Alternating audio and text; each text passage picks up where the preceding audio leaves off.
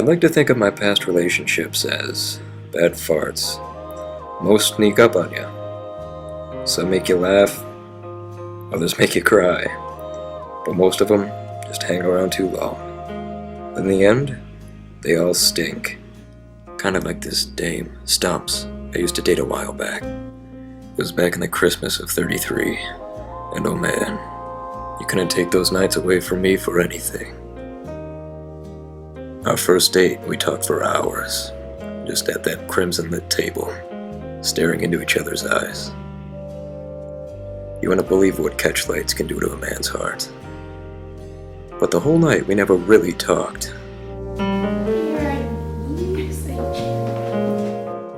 But after that waitress left, she broke down. She told me a story about a rattlesnake. No matter how hard that rattlesnake rattled, she'd never run. She's too committed. No matter how hard she wanted to run, she never ran. She never ran. And us together like that, looking into each other's eyes, chatting the small talk, I realized something. I've got what every person looks for. But then that night came.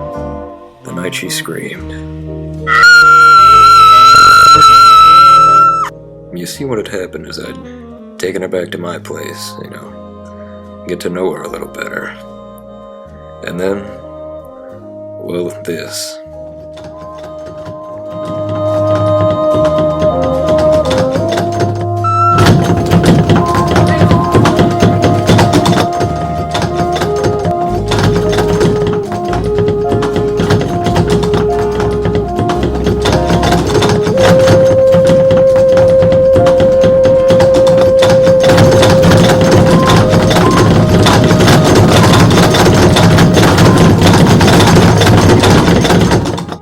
And then there I was, about 10 feet in front of my date, running away from rattling, or Gumby.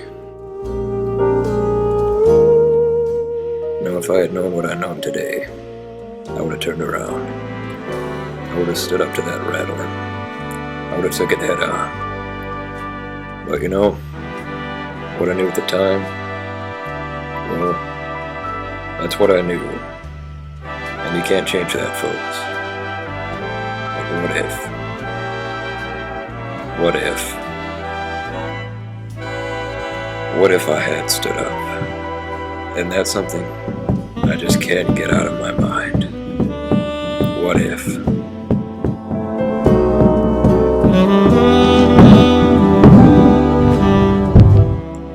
What if I had been there? What if I stood up? What would have come between us? What wouldn't have? Well, I know now she's gone. And all I'm left with is, well,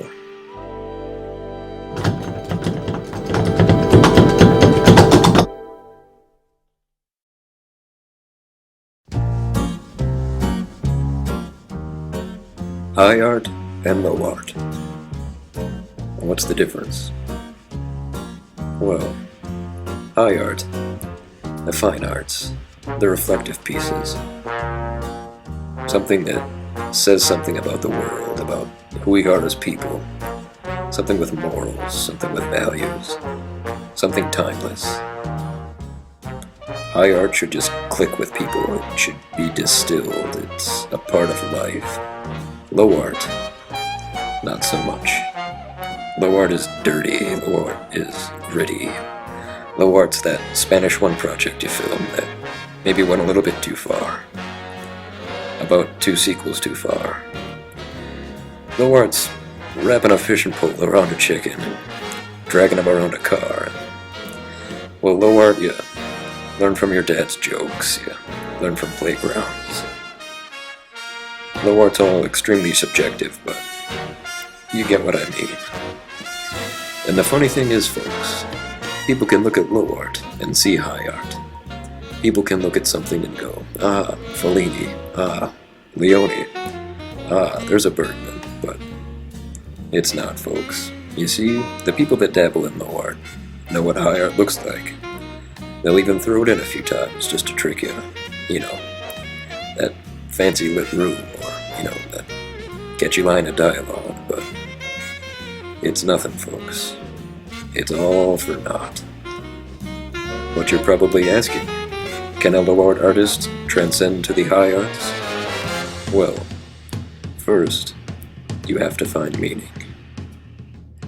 What in your life deserves something so perfect, so well put together, that you'd spend the time, frame something up, light it right, and shoot it with them in mind?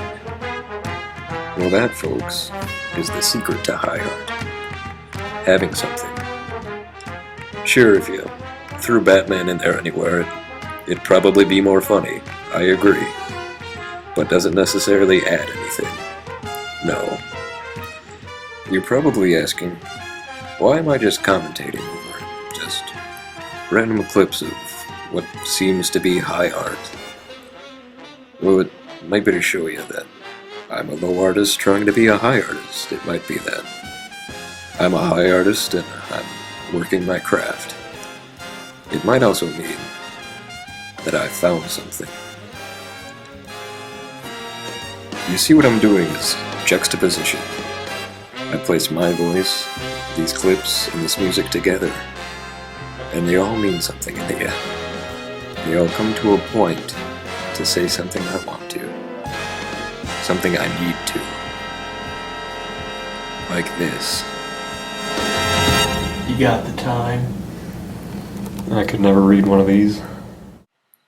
I could stare at that watch for hours and still really never know the time. I never knew when I was going somewhere, never knew if I was going somewhere. Maybe one day, I'd get a real watch. But until then, questions. Where are you going? Well, I gotta go tell somebody that, well, I'll save it.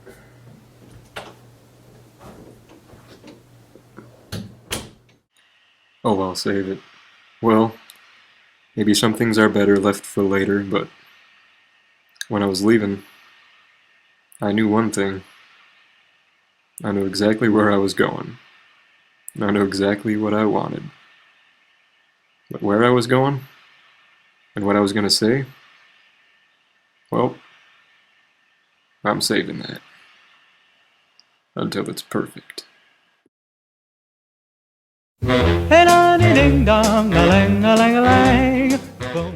Venus de Milo does not have arms. The Colosseum has crumbled with age. The pyramids hold steadfast, but in the burning sands of nowhere. The Last Supper, painted in oil, fading in time, and in hearts. Even master's art never holds its perfection. All art will die. Strong in my head as this rang true, for many years, concrete. But with the dawn of olden skies comes the sun of change, an exception to the master's work, art that never dies, will not die. The Venus de Milo with arms, perfection. The pyramid with affinity, perfection. This exception, shattering all definitions of expectance, of strength, art. This exception, burning, dependable, giving perfection its truth. All birds of color flying warm from its glow. Change shines, and all too ignorant are the blind. When the birds of color throw away their heat, they must fly, broken boughs. Has this bird flown? Dawn turns to noon, noon turns to sunset, curtainly ardent and red. Soon the sun will set, and the stars will come. Sitting at night, staring up at stars, the moon a cold reminder of where she was. Only time gives us answers. When will the sun return? Will it return? Will it have kept its beaming? Will the sunsets still hold passion? Will our hands meet again, burning for romance, or from lost time? Is perfection steadfast? Is perfection really true? The world turns and thoughts wind up and whirl. Has this bird flown? The dawn could bring its song. The dawn could see it not return. Until the dawn arrives, I know I can't let shadows in. I'll enjoy the moon as best I can. Life could be a dream, sweetheart. Life could be a dream. If only all my precious plans would come true. What do you want? It was my first play. You know, you're always trying to get things to come out perfect in art because it's real difficult in life. It's real difficult in life, folks. Now you might have noticed that this work is a bit more serious than my previous works. I'd like to think that I'm improving or getting better, but I think it's just because there's less costumes, but that might be me. I like to look at this as just my first play. Not perfect, but improving. Now I've learned as a filmmaker and as a director, I should never really stop rolling with, well, with the kind of friends I have, but that's what makes the filming fun, and an experience I wouldn't give up for anything. Now I've found with all the stuff I have to sift through that editing is probably the hardest process of all of this, and well, that's true. But what's also true is you can say 10,000 things with just one cut. With editing comes power. Did you get that? I really like this, guys. So close your eyes, for that's a lovely way to be. Aware of things your heart alone was meant to see. The fundamental loneliness goes whenever two can dream a dream together. You can't deny, don't try to fight the rising sea.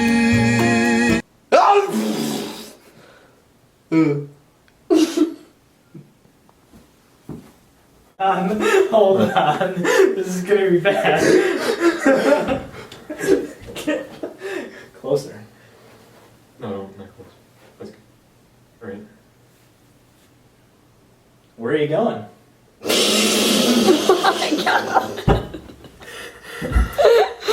Well, I'm gonna go find some people to film with.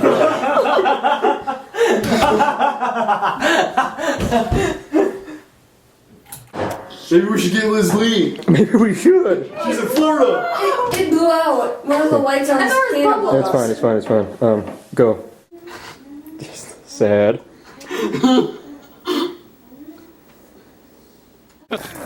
Mallow! Yeah. Marsh baby.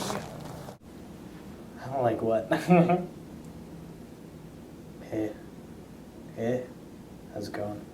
Pretty good. How are you? Could be better. Oh yeah, why is that? School, man. Exams are next week. Oh yeah, that's right, I forgot. How many do you have? Like 5? Oh shit, man, that sucks. Oh, yeah, I know. Anyway, I'll talk to you later. Yeah, see ya. And lay the mirror down. Hey, there's Tyler! Knock, knock. Who's there? Tyler. Tyler who? Tyler Mulroney. That's me!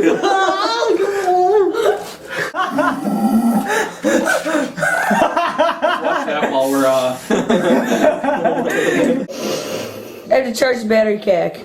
That's off the roof. Shane, you're in the shot. God damn it. Oh, you're in the shot again. That rattling, when I was younger, it used to be a fear of rattlesnakes, a fear of commitment. Not anymore. But not anymore. Not anymore.